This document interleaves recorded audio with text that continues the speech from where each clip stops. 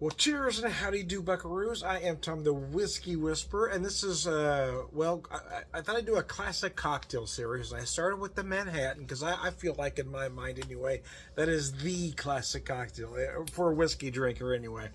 So I did a classic Manhattan, then I did a version of. I used that template and kind of changed the game a little bit. I want to do the same thing with an old-fashioned here. What I made here is a very true to style, classic old-fashioned. I'm going to do a second one kind of using the old-fashioned as a template, but changing it up a little bit. So here's what I did. I've got 2 ounces of bottled and bond Heaven Hill, so it's a 100 proof whiskey, a 7-year-old 100 proof whiskey. 1 ounce of raw sugar simple syrup, and a few dashes, just a couple dashes, not ounces, that's a lot. A few dashes of some Angostura bitters. So why did I use Angostura bitters instead of, say, an orange bitters? Well, 2 reasons. One, the original recipes call for classic or Angostura bitters. But more importantly, the second reason is I didn't realize I was out of orange bitters. I always have orange bitters. I'm not sure how I'm out, but I am. So anyway, but I did want to make this right true to the recipe, right? And I've got a little orange wheel in there, if you can see that, as a garnish. And using my Hard Rock glass here. So those of you that know me, the most or the best, depending on how you want to phrase it, no, I don't like ice in my drink. But because I wanted to do a classic old-fashioned, I did serve it on the rocks. My second version, however, I am going to serve straight up, which means I will have it well chilled, but I just won't have any ice in the glass. But because I wanted to do, again, right true to original recipe, old-fashioned, I decided to put ice in the glass.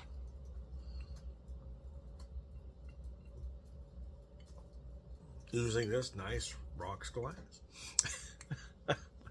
Anyways. Oh, mercy Percy. This whiskey is amazing. It really is. It drinks neat very well, as you would expect it to do, but it blends so well in classic cocktails. It works so well in this old-fashioned. It's almost amazing. You don't feel that 100 proof at all. Back in 2013, my wife and I worked in the best of...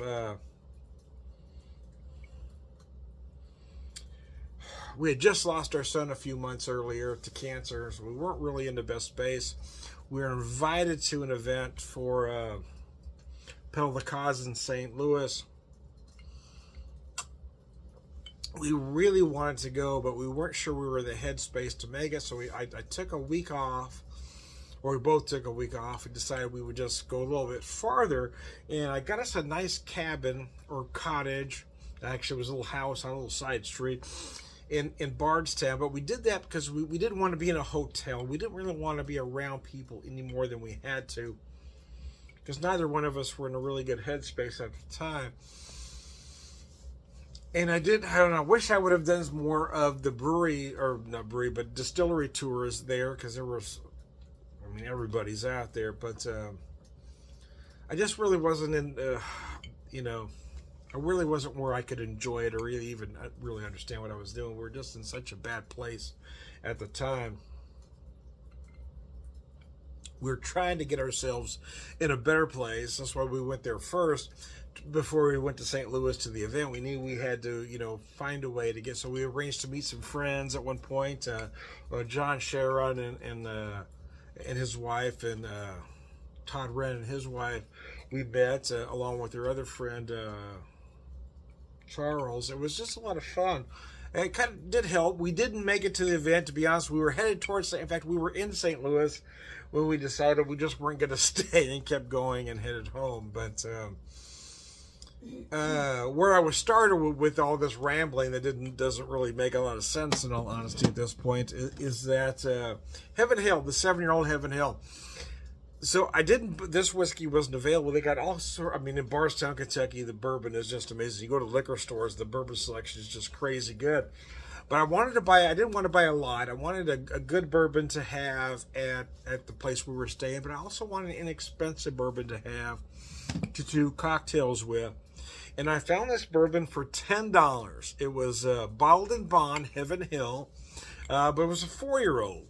And I'm kicking myself to this very day for not buying, more. But again, I wasn't really in that headspace at the time. I only bought one bottle. It was $9.99. Of course, this is back in 2013, but so it's a little bit over a decade ago. But it was $10, and I really should have bought every bottle they had on the shelf for that money. I didn't realize how good it was at the time until we got back to the room and I tried it. And every time I opened that bottle and tried it, it was just amazing. Now, it wasn't the most nuanced of bourbons, in all honesty, but for $10 and being 100 proof Bottled and Bond, it was damn tasty. Should have bought a damn case of that stuff. It was really that good. But the other part of that is that we didn't have a lot of money at the time. About half the money I took went to the room we were staying at, so we didn't have a lot of spending money on this trip. It was mostly just to get to place, and kind of relax and, hopefully get to the spot where we could go to that event in St. Louis. But the truth is, we just didn't get there. We got to St. Louis and we both looked at each other and went, no. No, we can't do it.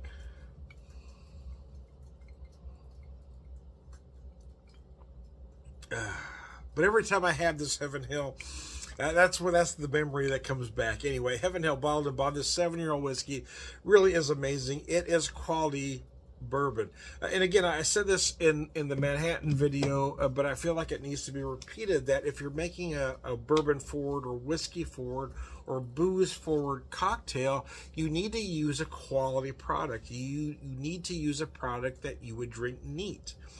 So whether you're drinking whiskey, rye, gin, or vodka, whatever the case may be, you need to use a product that you would drink on its own.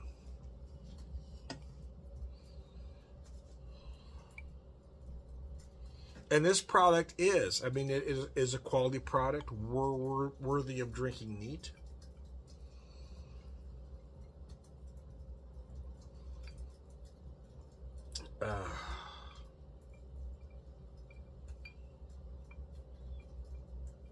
But it's a product that works well in a cocktail of this capacity. Anyways, I digress. Cheese biscuits and gravy. As you can see, it's snowing outside. I'm just kidding. I'm not really here. That's just a backdrop. It's just a backdrop we're using, trying to create a mood, having a cocktail in a nice snowy little cabin. Anyway, I digress.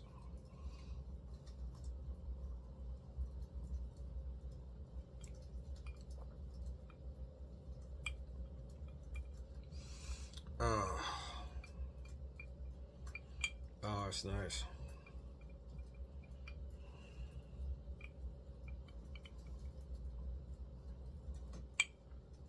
So I use raw sugar. Now, some people,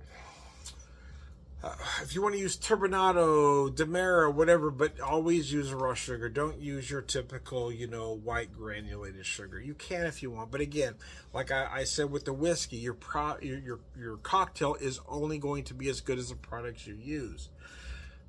If you use any kind of a raw sugar, a Mexican sugar, a turbinado, a demerara, the better quality you use to make your simple syrup, the better your cocktail is going to be. Even if you're using sugar cubes, use a demerara or a turbinado or a raw sugar cube, sugar in the raw that works. Whatever, your brand of choice, it doesn't matter, but don't use that white granulated sugar.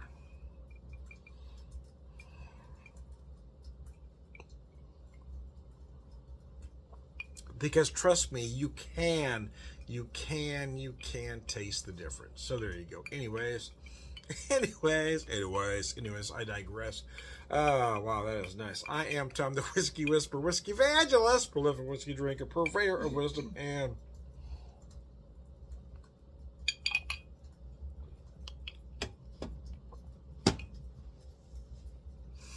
all around good guy, and that is a classic old fashioned.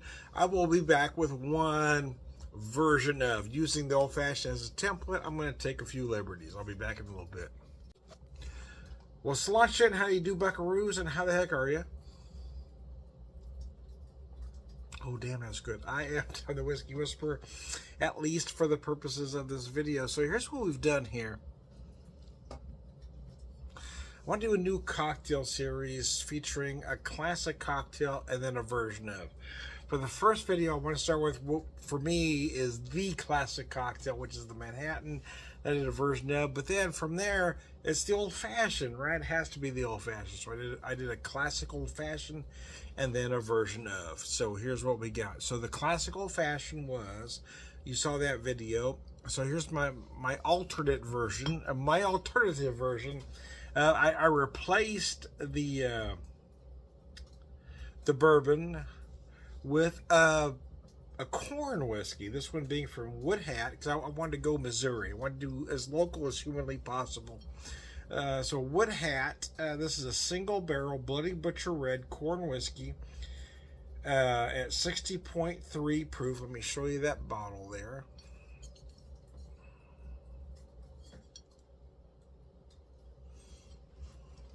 Wood Hat Distilling, let's see if I can read this here, aged a minimum of 2 years in small barrels. So it's not aged as long, but it's using smaller barrels where you get that illusion of age just a little bit quicker. So there you go.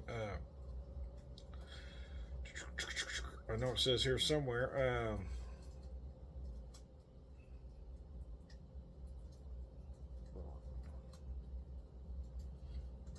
Well, I'm not seeing it here. Anyways, let me show you that bottle one more time. Anyway, there you go. But anyways, it just doesn't matter, does it? So yeah, so I had an idea, because corn whiskey is typically a little bit sweeter.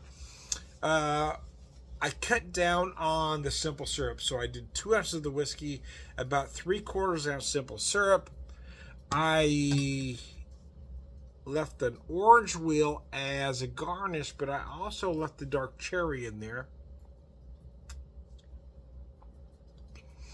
And use cherry bitters. Kind of change the recipe up just a little bit. So again, is it a classic old-fashioned? Well, no, but it is a version of, yeah. Should it be called an old-fashioned? Well, that's really up to you. Quite frankly, I don't care. My point I'm trying to do through this series is make these products, make these recipes your own. Use classic recipes as a template, but they're not handed down from God to Moses on stone tablets. You can do anything you want with, and I think that's what a lot of folks don't realize, is that when they make food for their family, they look at recipes and say, okay, I can do this, I can do this. You can expand on it, but for whatever reason, when you look at cocktail recipes, you think they have to be done exactly that way, and that's just not the truth. You can do anything you want with these guys. They are yours like a mound of clay. Just take the idea, take the template, and make these recipes your own.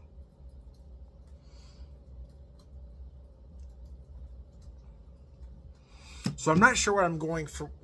I'm not sure where I'm going from here. I did the. For me, the 2 classic cocktails are the Manhattan and the Old Fashioned. So we're gonna go with that for now. Probably do some martini recipes, but I am gonna have to look up other classic cocktails because I am a bit of a one-trick pony. So I do like a Manhattan, I like an Old Fashioned, I like a martini. I'm all about whiskey forward or booze forward cocktails. So.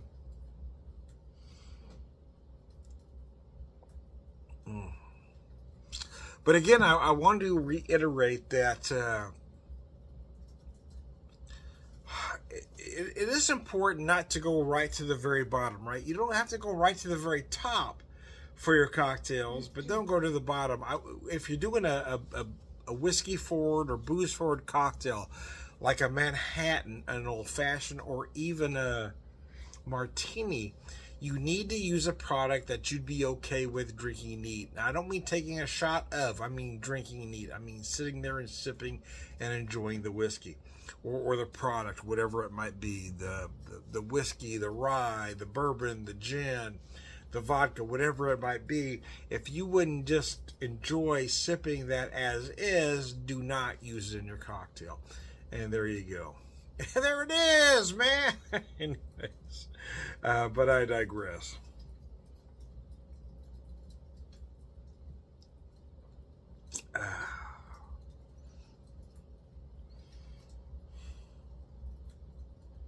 Yeah, this does work really well as an old fashioned. It really does. It does change the game a little bit, though.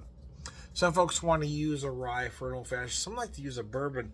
It's become rather trendy to use a wheated bourbon, like Buffalo Trace, for instance, in an old fashioned. For me, I wouldn't, because for me Buffalo Trace is too sweet, and an old fashioned is a sweet drink. So it's why the curiosity wanted me to try the corn whiskey, because one would think, well, corn whiskey is even sweeter, Tom. How would that work? I wouldn't say it's even sweeter, but the sweetness comes at you at a little different place on your palate, which is why I was curious about trying it, because I've been a little bit that's the word I'm looking for. I've been a little bit hard on folks using Buffalo Trace or wheated bourbons, because for me it's just too sweet, which is one reason I wanted to try the corn whiskey, just to kind of put my theory in motion.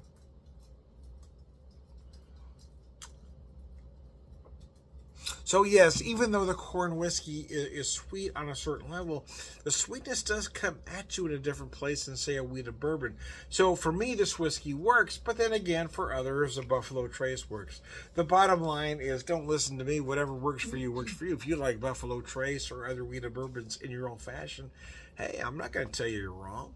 Whatever works for you works for you. And I think that's kind of been the issue, is that you got so many people out there telling you have to do this, that, or the other. And what I'm telling you is, you are your best bartender. Make the cocktails. Just because a specific bourbon or whiskey doesn't work for me doesn't mean it shouldn't work for you. Do whatever you want. Use whatever you want. Use rye, bourbon, corn, a wheated bourbon. Use whatever you want to make the cocktails the way you want them, because they are your cocktails. You are your best bartender. Always remember that.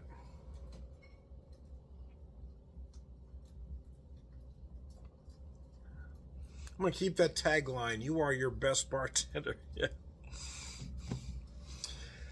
I think a lot of people forget that. You try things in different places, but when you get home, you make things a certain way. Remember how you make them. Write it down if you need to. But you are your best bartender. I learned that. Well, I'm an old guy, so it shouldn't have taken me that long to learn it. But I learned it in 2020. Because we were home. We had to be home. So okay, I don't like an old-fashioned. Why don't I like an old-fashioned? Old-fashions are very popular, so why don't I like them? So I kept trying to make one until I found one that I liked, and I did. The way it wasn't about ingredients, it was about proportion, right? So once I found those right proportions, then it's okay. I do like an old-fashioned, but the truth is, I'm the only one that can make it. And I'm okay with that. I never go out and order an old-fashioned, because nobody's going to make it the way I like it. I will try a Manhattan from time to time, but not often. Only when I vacation, and only at certain places when I think they've got a pretty good grip on it, right? The best Manhattans I've had out. The Moonrise Hotel in St. Louis, Missouri does a month-old and a year-old Manhattan that are just, oh man, they're crazy good. But Tom's Town in Kansas City, oh god, the Manhattan they do there is just insanely good.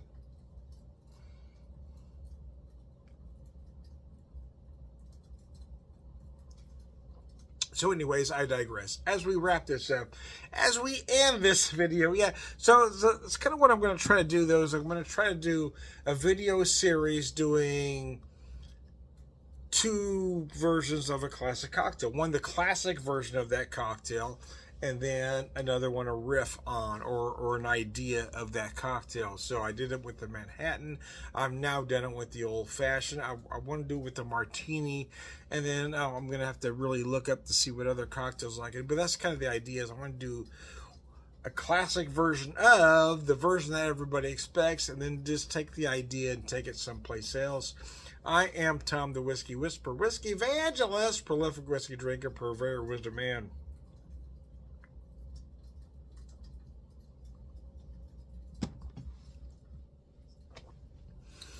All right, good guys, Sláinte. Have a good one, guys. Thanks for tuning in.